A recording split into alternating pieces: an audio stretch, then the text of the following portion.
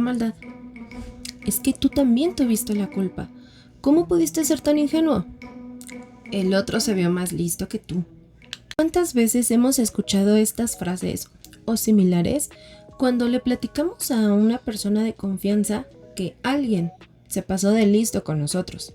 Quiero darte la bienvenida a este canal y sobre todo a este primer episodio de Háblame de Derecho. Soy la licenciada Sandra Moreno, tengo una especialidad en Derecho Constitucional, pero la vida me ha llevado a litigar en otras materias, no tan apartadas, porque litigo en materia familiar, civil, mercantil, administrativo, un poquito de laboral y claro, en materia de amparo. A lo largo de estos episodios vamos a comentar diversos casos que han sido de la vida real. También vamos a aclarar algunas dudas que llegan a surgir si tú estás llevando algún juicio o tienes dudas, vas a iniciar o simplemente quieres saber por qué eres alumno. En esta ocasión vamos a hablar acerca de la buena fe. Y no me refiero a que vamos a estar hablando de conceptos complicados. Quienes han visto los videos anteriores ya pudieron detectar dos ejemplos que acaban de ocurrir. Bueno, uno fue un sketch, pero el otro sí ha sido real. ¿Pero qué entendemos por buena fe? Lo vamos a considerar como el jugar limpio. ¿Sí? Cuando tú confías en que la otra persona también va a actuar con honestidad. Y en esto nos quedan muchísimos ejemplos. Es más, como ya lo había comentado en un video anterior, en nuestra legislación existe una frase que se dice bajo protesta de decir verdad. Con esto, ¿qué quiere decir? Que tú estás declarando ante una autoridad con esa frase sobre alguna circunstancia que a ti te consta y la autoridad presupone que así es, que estás dirigiéndote con honestidad. Pero claro, sí hay consecuencias si descubren que no es así. Como puede pasar en un juicio, pasa en la vida real. Entonces, cuando no tenemos estas bases de honestidad, ocurren casos como los que te voy a contar el día de hoy. Serán 4 historias. En estas vas a encontrar algunos detalles que ojalá no te encontraras identificado, pero al menos te van a dar coraje algunas de ellas. La primera historia va a ser justamente acerca del pagaré. Imagina o recuerda aquella persona, llámale amigo, compañero, familiar, que llegó un día y te contó una historia de ya no me alcanza para pagar esto, la verdad es que tuve que desacompletar. Quizás sí, algunos tuvieron una emergencia real y tú confías en que así te van a pagar. Y como lo hemos dicho, va a haber personas que obviamente sí van a cumplir, que te van a pagar en el tiempo acordado. Incluso a lo mejor se tardaron un poco, pero pudieron hablar contigo frente a frente y explicarte, oye, necesito un poco de plazo porque sigo sin completar, pero en mi palabra y en mis hechos te voy a demostrar que sí lo voy a hacer, que sí te voy a cumplir. Pero también tenemos el otro lado de la moneda. Aquellos que simplemente te costearon, que ya hasta porque los encuentras en la calle se fueron a la otra banqueta, aquellos que cambiaron hasta su número de teléfono, es que ya no vive aquí, en fin, ¿te suena familiar? Para varios de nosotros es muy complicado decirles que no, o decirles, oye, pues sí te presto, pero fírmame un pagaré, ¿no? O vamos a firmar un documento en donde consta que yo te estoy entregando esta cantidad de dinero y que tú vas a quedar en pagármelo en esa fecha. ¿Por qué? Porque sentimos a veces que los estamos metiendo en un segundo problema. O bueno, quizás ni siquiera un segundo problema. Estamos hablando de más problemas. Sin embargo, quien está cierto que te va a pagar, no va a tener ningún tema con hacer un pagaré o firmarte que recibió el dinero de tu mano y que va a acordar contigo una fecha cierta, incluso si así lo estipulan, un interés para poder liquidarte. Como lo hemos hablado, todo se puede resolver volviendo a negociar, volviendo a aclarar las circunstancias en las cuales la persona se encuentra. Y con esto no quiero decirte que dejes de confiar en las personas, que dejes de prestar dinero. Bueno, a veces sí hay personas en las que hay que decirles que mejor dejen de hacerlo, pero hay que tomar las medidas adecuadas. Y para eso te voy a dar algunos consejos. Primero, debes de formar un criterio. ¿A qué me refiero con esto? Tú sabes mejor que nadie las circunstancias en las cuales te encuentras y en las cuales también se encuentra esa persona que te está pidiendo el dinero. Así que la primera pregunta podría ser, ¿estoy seguro que esa persona va a tener la liquidez para volverme a pagar? La segunda pregunta tendría que ser, ¿esto que voy a prestar compromete mi patrimonio? Y la tercera podría ser, ¿y si esto, cuando pase el tiempo y vea que no hay un pago, me va a afectar? ¿Qué tanto sería esa afectación? ¿Qué tan fácil puedo recuperar ese dinero? La siguiente historia es el caso que ya les había comentado en un video anterior, un video muy corto, pero en el que les relaté, en resumidas cuentas, la historia que un amigo me permitió contárselas a todos ustedes sobre una colaboración que hizo con 2 personas para poder ganar un concurso. No vamos a entrar en muchos detalles por obvias razones, pero para que ustedes puedan entender el contexto. El objetivo era ganar un concurso, así que entre 3 personas, entre ellos mi amigo, colaboraron, hicieron un trabajo digital y mi amigo, al tener un poco más de experiencia, pues obviamente aprovechó para brindarles más herramientas a sus compañeros de equipo, lo cual llega a ser lo más normal, ¿no? Cuando estamos en un equipo, se supone que estamos para colaborarnos. Bueno, y entonces, ¿qué fue lo que ocurrió? Afortunadamente ganaron dentro del concurso. No hablo de que solamente hubiera un ganador, había varios ganadores. Y días después de este resultado, sus compañeros de equipo le dicen pues muchas gracias por habernos llevado a la victoria. Bueno, ni siquiera eso le dijeron, solamente le dijeron que bye bye, ¿no? Haciendo responsable al comité organizador, cosa que después descubrió que no era cierto. En fin, fue todo un gran argüente. El comité organizador obviamente no se iba a meter en un conflicto interno porque pues ellos están muy por fuera, ellos no son una autoridad, así que por el momento el trabajo de mi amigo pues lamentablemente queda dentro de esa colaboración que está siendo ganadora y lamentablemente porque no hubo nada firmado, él ya perdió una gran oportunidad.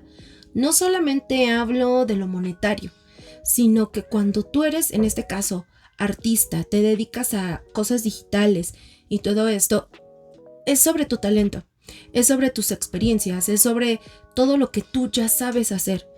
Así que él ha perdido no solamente, como les menciono, el dinero, sino también una oportunidad de crecimiento, de futuras colaboraciones o incluso de futuros clientes. Les dije que se iban a molestar con algunas historias. Por este tipo de circunstancias, lo que podemos hacer es blindar nuestro trabajo.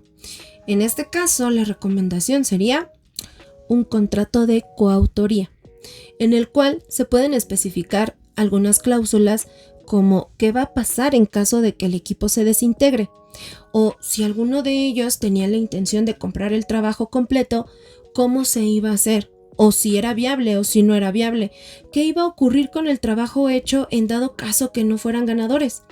Y bueno, la tercera historia que les voy a relatar es con una clienta que también le agradezco mucho la confianza para permitirnos exponer su caso. Ella trabajó en una veterinaria. Se podrán imaginar qué actividades debía de realizar. Sin embargo, su patrón empieza a delegarle más actividades de las que ya estaban acordadas de palabra. ¿Qué actividades eran estas muy por fuera de lo que ella estaba haciendo normalmente? El atender a proveedores, el hacerle los pagos, incluso creo que pagar hasta la renta, el tener que atender claramente a los clientes, pero el recibir ella los pagos, hacer facturaciones, etc. Estamos hablando de actividades ya de contabilidad, que claramente ella pues solamente conocía por la práctica. Esto no fue ningún problema al inicio. El conflicto vino cuando su patrón, pues se imaginarán que llegaba muy confiado en que debían de haberse hecho todos los pagos y que además debió de haber sobrado dinero. Si bien las ventas pues eran bastante buenas en su momento, el problema vino cuando su patrón, como les he comentado, Llegaba, se llevaba el dinero, nunca se hacían cuentas. Ella sí le mandaba por medio de mensajería instantánea cómo habían estado los movimientos del día, qué proveedores habían ido, cuánto se había pagado, etc. Pero en su momento su patrón empezó a llevarse más dinero de lo que debía, empezó a haber faltantes para pagarle a proveedores y obviamente un proveedor, ¿qué te va a decir? O no te dejo nada o te dejo solamente una parte, pero no puedo dejarte completo porque no me estás pagando completo. A lo cual a su patrón ya no le cuadraba mucho, pese a que él era el responsable. Y pues obviamente, como una bola de nieve, esto fue creciendo más y más y más, porque los adeudos eran mayores. Así que en su momento su patrón creyó que con dejar de ir al local, pues mágicamente esto se iba a resolver, cosa que no ocurrió obviamente. Cuando dejó de fluctuar el dinero, ¿a quién hicieron responsable? Adivinaron, a mi clienta. Pero todo esto fue incluso hasta un espectáculo porque llamó a la patrulla, la acusó de haberse robado el dinero, pese a que ella tenía ciertas cuentas en orden, todo se había mandado por correo electrónico, tenía todos los papeles a su favor. Pero aún así, su patrón, su ex patrón, se atrevió a acusarla de robo. ¿Terminó todo este conflicto? Pues bueno, a mi clienta le tuvo que indemnizar su ex patrón por un despido injustificado. Obviamente se resolvió que ella no había hecho ningún delito como de robo. Y pues bueno, para este punto yo te voy a recomendar lo siguiente. Obviamente lo primero es que te dieran un contrato en donde venga especificadas tus funciones, el nombre de tu puesto, tu salario, tus días y horarios en los que vas a laborar. En fin, son más detalles, pero esos son los esenciales. Pero como estamos en México, sabemos que en muchas ocasiones ni siquiera les extienden un contrato de labores. Así que lo que yo también te recomiendo es que tengas muy en claro qué funciones son las que te están dando o delegando para que te contrataran.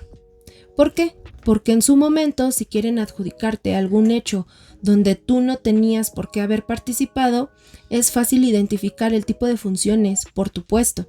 Tercer consejo, que más que consejo es una verdad jurídica, es que el patrón lleva la carga de la prueba. ¿A qué nos referimos con esto? Es que tú como trabajador únicamente tienes que anunciar que fuiste trabajador de tu patrón. Suena muy redundante.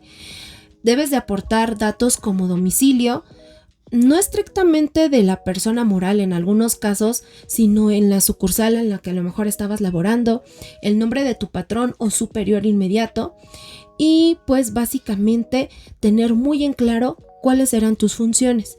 Por eso se relaciona con el anterior. El patrón, por obligación y exigencia de la ley, debe de contar con tu contrato, así como la inscripción en el IMSS, que muchos no tienen, debe de tener todo perfectamente ordenado de que tú eras trabajador, o en su caso poder demostrar que no eras trabajador. Y para finalizar, nuestra cuarta historia es también de la misma clienta, pero ahora se trata de materia de arrendamiento. Así que si te ha ocurrido algo así, presta atención.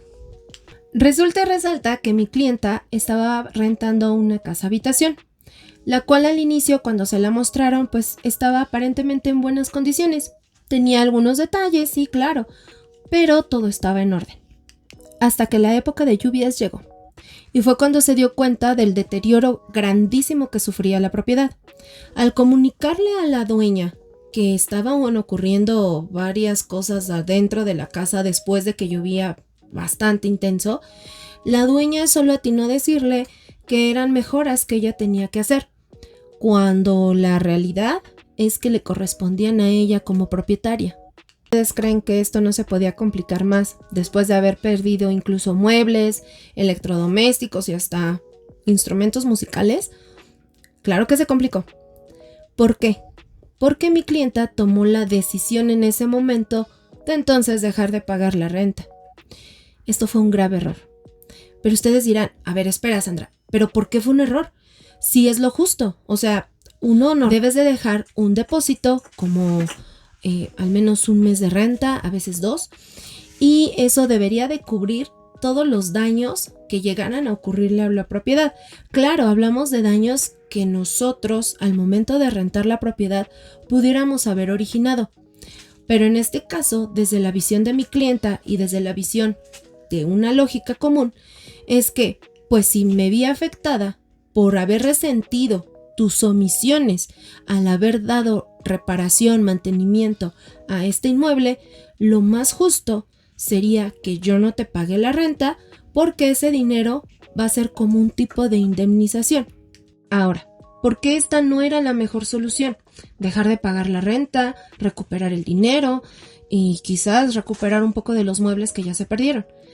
El asunto es que había un contrato de arrendamiento de por medio, en el cual una de sus cláusulas, que además era abusiva, mencionaba que ante el incumplimiento ella debía de dar un interés al dejar de pagar durante un mes y que al segundo mes la propietaria tenía todo el derecho de exigirle que saliera de la propiedad. Y con esta clara ventaja, la propietaria acude al centro de mediación local, con lo cual citaron a mi clienta. Para ese momento, pues mi clienta ya asustada es cuando reflexiona que quizás no fue la mejor decisión, pese a la injusticia. Claro que entendemos y nos podemos enojar por todo lo que hemos visto con su historia. Sin embargo, son dos acciones muy diferentes.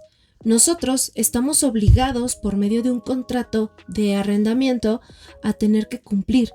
Si esto llega a provocar algún daño o llega a ser algo extraordinario, también debe de estar estipulado dentro de ese mismo contrato. En caso contrario, debemos de dejar por escrito qué es lo que está ocurriendo, estas nuevas circunstancias y bajo qué términos han llegado las partes para poder solucionarlo. Hoy no vamos a hablar más allá del arrendamiento, pero sí les voy a dejar la conclusión de lo que ocurrió en este asunto. Al final acudimos a la mediación. Al ser mediación, solamente dejan pasar a las partes interesadas, ojo. Y resulta que la dueña, no era propietaria. Así que todas las historias pueden terminar de diferentes formas. Pero claramente la mediadora que los atendió sí les hizo la observación de que el contrato tenía unas cláusulas que eran abusivas contra de mi clienta. Así que la dueña o presunta dueña también tuvo que explicar qué fue lo que ocurrió ahí y decirle que en el caso de que tuvieran que llegar a juicio, pues había medidas que no iban a ser aplicables, que tenían que ser conforme al código local. Así entonces, vamos a concluir esta historia con los siguientes consejos. El primero, obviamente, es que tú tengas tu contrato de arrendamiento. En este contrato debes de tener mucho cuidado con aquellas cláusulas que indiquen que tú vas a pagar cosas extras. Desde un interés, de si hay un daño en la propiedad, qué daños te está adjudicando el propietario para que tú pagues y que justamente te des cuenta si ellos están siendo abusivos o si están conforme a la ley. El siguiente consejo es que identifiques dentro de tu contrato de arrendamiento qué es lo que se habla acerca de los daños en la propiedad. Porque no es lo mismo que tú hayas tenido que poner tus cuadros, hayas montado tu pantalla, a que hayas acudido a un terremoto, como nos ha ocurrido en el Valle de México, a esa propiedad.